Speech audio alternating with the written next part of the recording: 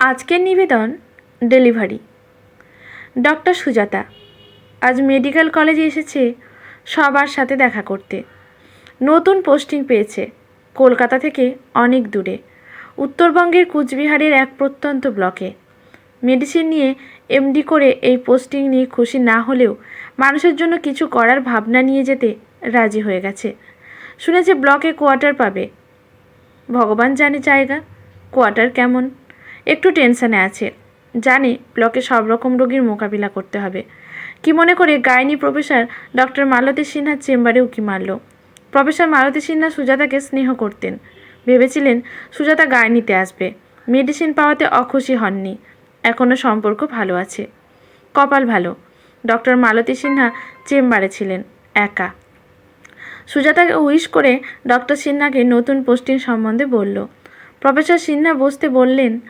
সুজাতা বসতেই নানা গল্প জুড়ে দিলেন। সুজাতা একসময় বলল, ম্যাম যদি কিছু এক্সপিরিয়েন্স বলেন। প্রফেসর সিনহা বললেন, শোনো তোমাকে একটা ঘটনা বলি। প্রফেসর সিনহা শুরু করলেন। প্রায় 30 বছর আগের কথা। আমি তখন সদ্য পাটনা মেডিকেল কলেজ থেকে এমবিবিএস করে বেরিয়ে সরকারি চাকরিতে ঢুকেছি। পিজিতে তখনও পাইনি। পোস্টিং হলো পাটনা থেকে প্রায় 150 কিলোমিটার দূরে এক প্রত্যন্ত ব্লকে। রেল যোগাযোগ নেই। যাই হোক চলে গেলাম। একটা ভাঙাচোরা কোয়ার্টার, ব্লকে আর কোনো ডাক্তারের পোস্টিং নেই। ইনফ্রাস্ট্রাকচার বলে কিছু নেই। 20 ঘন্টা কারেন্ট থাকে না। টিটেনাস ইঞ্জেকশনও প্রায় হসপিটালে থাকে না। ছোট গঞ্জ জায়গা, আছে কিছু হাতুড়ে ডাক্তার। কিছুদিনের মধ্যে হসপিটালে পেশেন্ট ঠেলে পারা যায় না। তল্লাটে পাশ করা লেডি ডাক্তার নেই বললেই মহিলা রোগী বেশি। পুরুষ মানুষদের আসতে সম্মানে লাগতো। মেয়েদেরও অল্প বয়সে বিয়ে হয়ে যায়। মেয়েরা খুব কম স্কুলে যায়। মাস 3 ঠিকঠাক চলছিল। একদিন রাতে প্রায় দরজার সময় দরজায় ঠক ঠক শব্দ। ভয় পেলাম। যাই হোক, বাইরে কিছু মহিলার গলার আওয়াজ পেয়ে একটু আশ্বস্ত হয়ে দরজা খুলে দেখলাম খাটিয়া করে এক আসন্ন প্রসবা মহিলাকে নিয়ে এসেছে। তাড়াতাড়ি হাসপাতালে যেতে বলে আমিও টর্চ নিয়ে বেরিয়ে পড়লাম। একজন বুদ্ধি করে হ্যাজাক জ্বালিয়ে নিয়ে এসেছে। পুরুষেরা বাইরে বসে।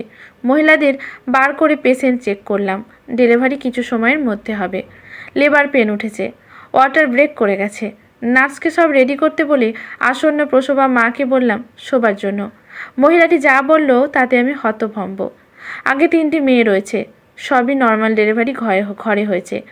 সবাই নাকি স্কোয়াড পজিশন। অনভিজ্ঞ পাঠকদের জন্য ভারতীয় রীতিতে টয়লেটে বসার কায়দা। সবই নাকি স্কোয়াড পজিশনে হয়েছে। বইতে পড়েছি, কিন্তু কোনোদিন এরকম কোনো প্র্যাকটিক্যাল অভিজ্ঞতা নেই আগে। আমার হাত পা ঠান্ডা হয়ে গেল।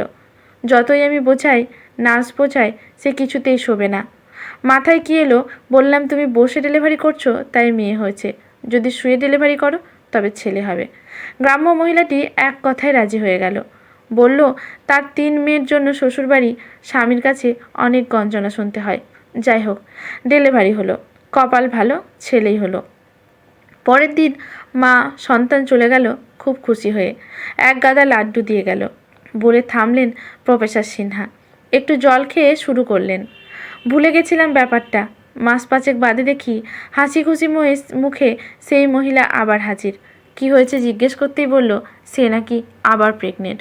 এবার সে ডেলিভারি শুয়েই করাবে, কারণ তার আবার ছেলে চায়। বরটা দেখি দরজায় কাছে দাঁত বের করে বসে আছে। রাগে দুঃখে ভয়ে আমার কান্না পাচ্ছিল। কি করব এখন? ডক্টর সুজাতা সোজা হয়ে বসে জিজ্ঞেস করলো, তারপর আর কি? রাতে ঘুম হলো না। গ্রামের অশিক্ষিত লোক, মহিলাদের বোঝানো যাবে না, আমাকে খুন না করে দেয়। পরের দিন সোজা পাটনা। হেলথ সেক্রেটারির হাতে পায়ে ধরে দানাপুরে ট্রান্সফার করলাম। বললাম না করলে চাকরি ছাড়ব।